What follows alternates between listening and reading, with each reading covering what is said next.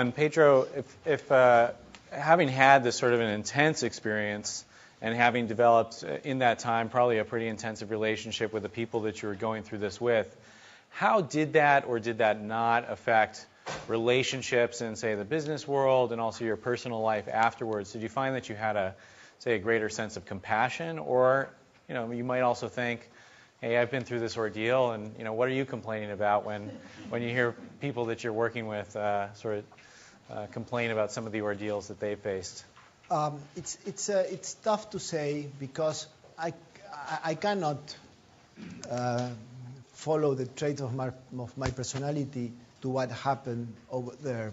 I cannot say that I have more compassion, or that I am a better listener, or that I have been a better father, or a better manager, or whatever, because I went through this. And it's very difficult to me to say, well, it changed my life. This was a crucible. After that, I became completely another person. What I do say is that it is part of my life, and I have it with me. And at that time, before the accident, I lived in Uruguay, and I was just a very unresponsible guy, as many of our 21-year-old old guys at that time. At that time, I wanted to change the world. After my accident, I went back to my parents. I started, I cannot say a new life, but I went back to school. I started to work. I met my wife. We raised a family. And then I came to business school. So it definitely changed. It was something that it was a moment in which I changed my life. But maybe it was part of my maturation process. And also, it is true that the fact that I had that experience doesn't give me a blank check. Doesn't allow me to do things that other people won't do it. Doesn't give me a different perspective of many things. It might give me a different perspective, but that doesn't mean that I don't have other mountains to climb, And today, I suffer when my children go away, and I also have the same anguishes that many other people. I'm just a normal guy, And the fact that we went over that mountain, that doesn't mean that we don't have other mountains to climb. And that happened to all of us, Once you get over your mountain, welcome. You have another one to go, and that's life. Well, how about just one sort of twist on that is you spent a lot of time, many years, with this experience mostly in your backpack, as you say. Is that because you found that other people related to you differently when they knew about this experience than if they just saw you as a regular guy? No, because I wanted to live a normal life, And I felt that if I had this thing open, it was going to be very, very difficult. And it just went naturally. It was not a decision that I decided I was not going to talk about this. But the fact is that when I came to business school, when I got my first job, when I got into the new neighborhood, I didn't come with a staple here, I'm a survivor of the Andes. It just that didn't work that way. And then people didn't ask me things, that thing didn't come very easily. And that, I think, is very important because it allowed me to live a normal life. I worked, I studied, I raised my family, and I'm very happy to do that. And I don't know if I would have been able to do it if I had continued speaking about this thing. The fact that I could put it away really allowed me to live a normal life, which I think is very important. Yeah. Why don't you take a few questions from the audience? Yes. Jim Collins and other people have talked about and written about Admiral Stockdale, the senior American officer at the Hanoi Hilton in North Vietnam during the Vietnam War. And the basic point that Stockdale made was the ones that didn't make it were the ones that were the optimists. The ones that did survive were the ones that were brutal realists. Did you see any of that in your experience? No, that was not our case. And some of the strongest and more willing guys, those which at the very beginning worked much more than others. Two of the guys that went up in the mountain and spent a night in the open air, they died in the avalanche. There's no explanation for that. They would have been great team players. They would probably made the group hold much better. They might have walked out of the mountains before, or the guys that went now, you know. So I cannot say that we that survive are different from the guys that stay in the mountains. And I don't know why I saved my life and why the others didn't do it. But I cannot claim that we are different, that we are less optimistic or more pessimistic. And what I can say is that all of us, even those who did not come back, wanted to live and wanted to stay alive. And as long as they had the hope to live, they struggled for life. Have you kept in touch with the people who were in the plane crash with you? And if you have, how has your experience of kind of dealing with having gone through this experience been different from theirs? With my friends? Yes. Yes, we are in touch. We all belong to a same group. We get together every year and we celebrate very much that we are still alive. Books have been written on this thing. There's a film that has been done, a documentary has been done. Well, all those things also help us to be together. Some of them are speaking about this thing, others just kept it for themselves. I was among the ones who didn't speak about it until just recently. But we all absolutely belong to the same group, and we enjoy very much getting together and partying, you know, because for us this story is a wonderful story, you know, which on the other hand is very complicated to the relatives of our friends who did not come back, you know. The strange story, which I still have to work on it, is that we don't think about our friends, you know. We, in a way, they just feel that they are with us, you know, and then we would have done what they did, so we are happy to be here, and we don't feel any remorse at all of the way we were able to get out of the mountain. About group decision making, and I'm thinking particularly the decision to start eating your friends. I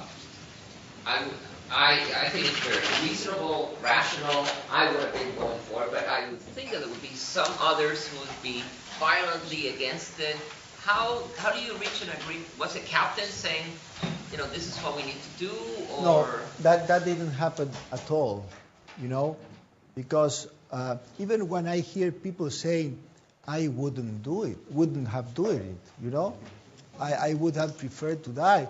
I say to that guy, you're not know what you're speaking, what you're saying at all, you know, because we all did it because we wanted to live, and we all wanted to live. So some needed a little bit more rationalization and you really think, but you want to stay alive? Yes. Well, you have to go and do it. And it's absolutely that way. It was not an issue for us over there. It was absolutely natural. It was the only thing that kind of by the group or by individuals, or we worked as a team, but we didn't have a 6 o'clock meeting. You know, it just happened. No, it just happened. Groups started to talk. We talked about it. It was important that some of the oldest guys would agree on what we were doing, but one day we encountered ourselves doing it, or one day we encountered ourselves that 3 of the guys had been chosen to be expeditionaries, and they would leave someday, you know. But we didn't have a leader. the guy that would take the tough decisions. That didn't work that way. We were, on the other hand, when we are in that situation, many people ask me, well, how important was that we were a rugby team, or how important was that we had education, If we would have been soccer players, would that be the same? Or we would fought among ourselves and kill ourselves, And I'm sure that it would have been the same. Because after 10, 15 days living in such an hostile environment, all your cultural belongings, all your cultural prejuicios, the things that you thought before, and biases and all that stuff falls apart, and you are just there as a human being, It doesn't matter who you were before. You're just a human being living with other human beings, surviving. And that is how it went go, It really didn't matter if we were a rugby team, educated or not, soccer players. It was important that we were young and that we were healthy. I think so. It allowed us to stay more time. But our attitude, the things that we do, that we did, the way that we worked as a team, I think that probably it didn't matter at all. The fact that we were human beings wanting to live is what really mattered. Thanks very much for sharing your story. Appreciate it. I had two questions. One, you spoke of the metaphor of climbing more mountains and putting it back into your backpack and taking it out. My first question is, how often do you do that? Is it sort of once a week? Is it once a year? Is it just sort of when you need some kind of inner strength? And the second, different question is, how did this impact your view of the value of a human life? And I could see both sides. I could seeing, my best friend die next to me and thinking, gosh, life is so fleeting, it's meaningless, and we're just, a tiny speck of dust in this great world. And then, but the flip side is you survived and sort of have this, I imagine, this incredible sense of power getting through that. I'm not a model. So I don't do that. It's not true that once per week I get with my friends and say, look, the mountain, we overcome. So next time we're going to do this way. It just happened. And now I'm alive, and I live, and I go to business school, and I strive through life, and I have children, and I'm angry at my children, and I have a spouse, and I just do a normal life. So I cannot give you an answer of how many times or weeks I go into my mountain. That doesn't happen that way. And during my business life, I never talk about it.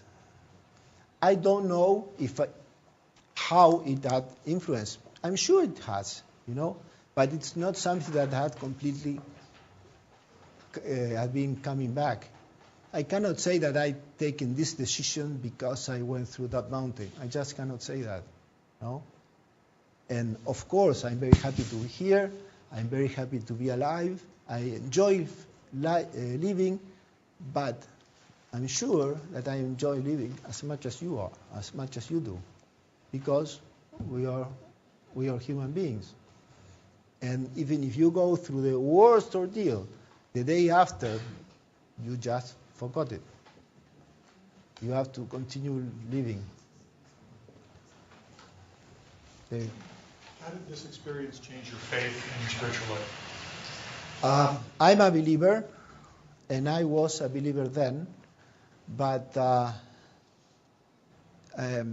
really think that the way that God helped us was giving us the strength to overcome the mountains. But I cannot claim to have seen God in the mountains. I cannot claim that I've been talking to God in the mountains. Although we prayed a lot, and we prayed for our families, and we prayed for ourselves, and we prayed for us, it was important that we still work to get out of the mountain, you know. And working meant to do the things that we had to do, to feed on ourselves, to do water, just not to let you die, you know. And nobody stay there praying, waiting for death. No, that was not the attitude that we had there. We just work hard. And we were able to work hard because we had God on our behalf. But I don't mean, again, that if we were not Catholics or that we had another religion, or even if we had not religion at all, we would not have done it the same. I don't think that being a religious people was something that really influenced the final outcome. No, it has helped as the same way it would have helped anyone else. That's the way I see it. Of course, if you ask my mother, she would say she would tell you a completely different story. And some of my friends do have a different perspective. Some of my friends do believe more in a miracle, and others don't believe in God. So it's a whole array of possibilities. In hindsight, could you have done few things differently to save lives of some of the 29 or to shorten 72 days? I'm sorry. Could you have done few things differently to save some of the lives? Yes. 29? Well, absolutely. We missed our way. The way was towards the east. If the guys who went walking about 45 days before they went towards the west would have continued walking, they would have gotten out of the mountains much earlier, and 2 lives would have been saved. The other thing that we have been said is that if we had burned the airplane, maybe someone would have seen the smoke and would have found us. We never thought about that. But I don't know if we would have dared to do it, because that would have meant burning our own house. You know, that was where we had everything that we had to do, you know. So it was a difficult situation. We have time for one more question, and then we can also go over and people can ask more questions. We have some food and drinks as well. Thank you again for sharing this amazing story with us. I would like to ask you, how is the transition after you were rescued to going back to normal life, and do you go back to that very moment of restarting your life again? Like, Excuse me? How is the transition of going from rescue? Yes. Now you realize you are a survivor. Yes. To going back to normal life. Yes. And do you go back? How often do you go back to that very moment to remind yourself, I'm alive. I should enjoy my life. Well, that's something that you do when you meditate or when you think of what you're doing. It depends on the stage of your life that you're going through. But again, I'm not a role model for that. And what I believe is in that, in a way, my story goes beyond me. It's something that happened to me, that I have in my backpack, that I can share it. But I'm not a perfect guy. I don't stay thinking of what we did and how important to. I just live a normal life as everyone else. What is important is, and let me have 3 minutes more, Mike. Yeah. Is that many people ask me why I'm talking now, or how was the process, and the truth is that things happened, and the fact is that when you are 56, you are in the middle of your life, and you start thinking or looking at things with a different perspective. And I am, looking things in a different perspective. And I was asked about 2 years ago if I would like to participate in an interview with all my friends, and I say no when they start asking me to do it. So what I did was ask my brothers and my children if they want me to participate in an interview. And to my surprise, they all said that yes, they would like to hear what I have to say. So I said, hey, maybe I should consider what I'm doing.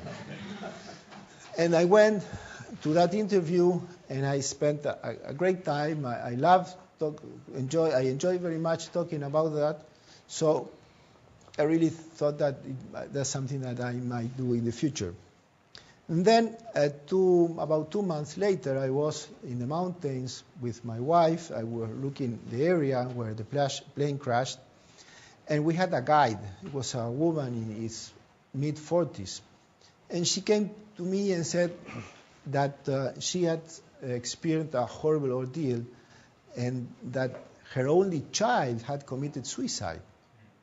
And that the only reason why she was still alive because our story provides her hope, And I look at her and say, I'm not a profeta, what are you talking about? I was almost going to say that to her, but I decided to let her go, And I realized that I had to leave that person with the hope that our story provides her, So it really goes beyond myself. It's a story that happened to me, and it could have happened to any one of you, and I'm sure that every one of you would have done the same, And it gives a lot of hope to people, and that's why I start to talk about it.